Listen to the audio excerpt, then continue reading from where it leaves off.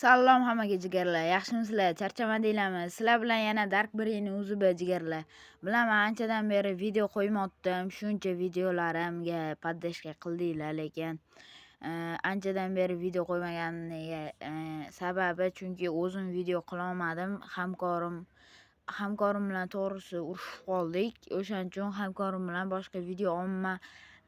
Agar oranglarda PUBG'chilar bo'lsa nima deysizlar? PUBG'da kontent qilaymi endi? Mana YouTube bioyimga Telegram kanalimni qo'yib qo'yaman PUBG'ni. O'shanda agar 20 ta bo'lib qo'ysanglar, yana sal ko'payib Telegram kanalda xudo xohlasa 100 lobbilar qilamiz. Endi shu videolarimni o'chirib tashlayman.